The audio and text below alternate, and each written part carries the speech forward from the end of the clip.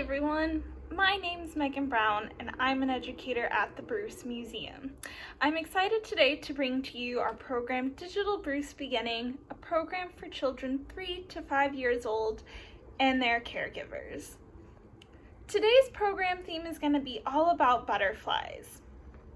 So if you remember, we've been talking a lot about pollinators. I wanted to focus on one you guys might be familiar with.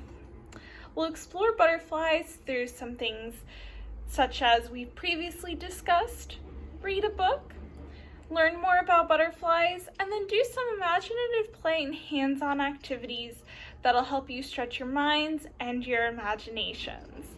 I hope you enjoyed today's program. Let's get started. In our last Digital Bruce Beginnings, I introduced you all to pollinators and mentioned a few you might be familiar with. This week though, like I said earlier, I wanted to highlight a pollinator you might know, butterflies. So what is a butterfly? A butterfly is an insect that can fly, and they have large scaly wings. Some other things to keep in mind is they also have other parts to their bodies, just like all insects. And that includes they have 6 jointed legs, 3 main body parts that include the head, thorax, and chest. They also have an abdomen, a pair of antennae, compound eyes, which means they see things like we would through different toys, different views all around them, and they have an exoskeleton. So one thing to keep in mind about butterflies that helps them be really good pollinators is their body is covered in tiny sensory hairs. So really short hairs all over their body. Additionally, their 4 wings and 6 legs that are attached to the thorax help them move around and help them fly. So that's really important information. But like I mentioned, there is one thing that's really important to making them really good pollinators, not just being able to travel, land on flower leaves with their legs, but in fact those sensory hairs. So why are they important? Those long hairs on the butterfly help them pick up pollen and carry it from plant to plant as they feed on nectar. So remember having those wings and legs, but additionally those hairs help. However, like I mentioned, butterflies are pollinators, but they aren't great pollinators such as bees. A lot of the pollen they pick up is at random and based on flowers that are attractive to butterflies. Some of the things that help butterflies choose plants to eat the nectar from, which help in pollination, need to have these things, which include different flower varieties that are bright. They grow in clusters.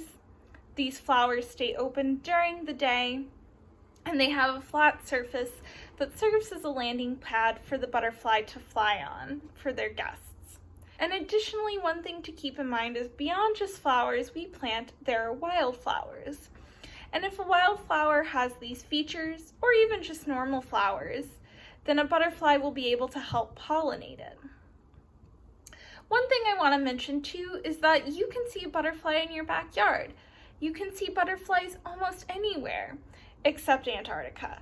They're all over the world except in Antarctica, which I think is really cool. So not even just in your local park or your backyard, but if you travel somewhere new, you'll be able to see a butterfly.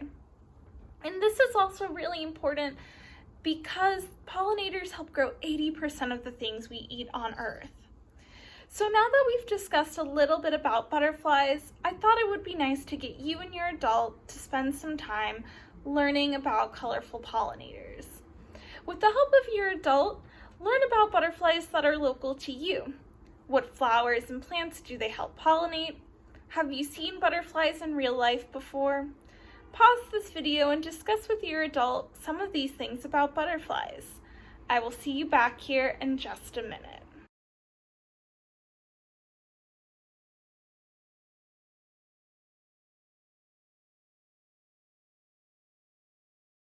Now that we've had some time to learn more about butterflies as pollinators, I thought it would be nice to read about how butterflies grow into the pollinators they become.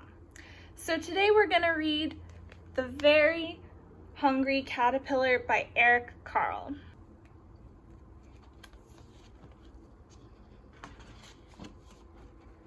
The Very Hungry Caterpillar by Earl Carle. In the light of the moon, a little egg lay on a leaf. Can you guys see the egg?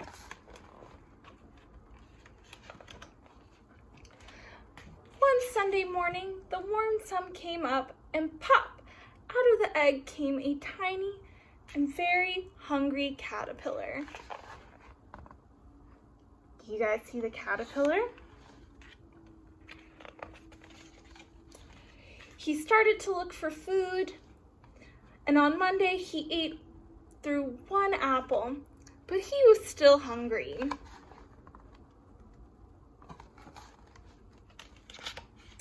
On Tuesday he ate through 2 pears, but he was still hungry.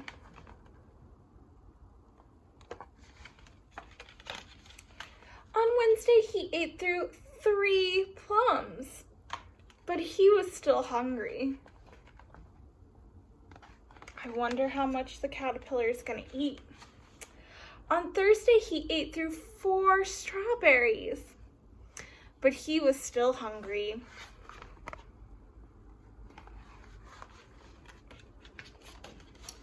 On Friday, he ate through 5 oranges, but he was still hungry.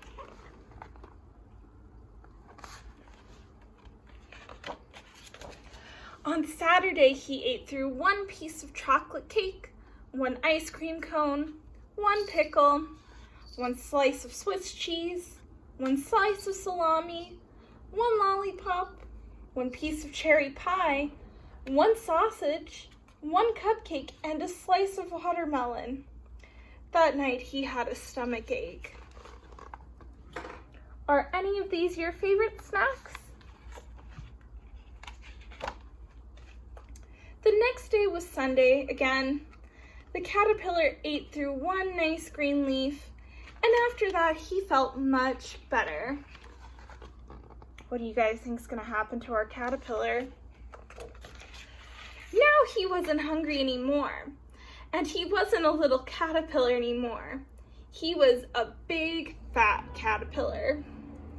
He built a small house called a cocoon around himself. He stayed inside for more than 2 weeks, and then he nibbled a hole in cocoon and pushed his way out. And what do you guys think is going to happen? He was a beautiful butterfly. The end. Do you guys see any of the colors of the food the caterpillar ate?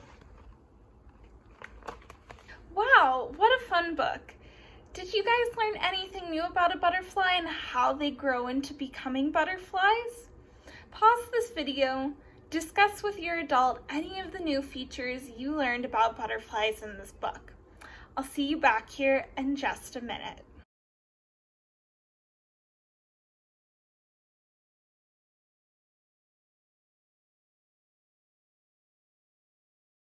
Now that we've had some time to explore all of the different things about butterflies as pollinators and how they grow and how they help us plant plants, I thought it would be nice for you guys to get outside and enjoy spring and use your mind and your imagination to learn more about pollinators and butterflies. For our first activity, I want you guys to pretend to grow like a caterpillar and then become a butterfly. Just like in the book, as we saw the hungry caterpillar eat his way and grow into a beautiful, colorful butterfly. Another activity you can do with your adult is go outside and see if you can find any butterflies. Make sure it's a really beautiful day, and remember to look for really vibrant, colorful flowers that butterflies like. Thank you so much for joining me today for Digital Bruce Beginnings. If you would like to share anything you've made after watching this video on social media, with your adult's permission and help, using the hashtag #BruceMuseum, make sure to share it on social media. And if you're looking for more digital content from the Bruce Museum, please visit www.brucemuseum.org. Bye, friends.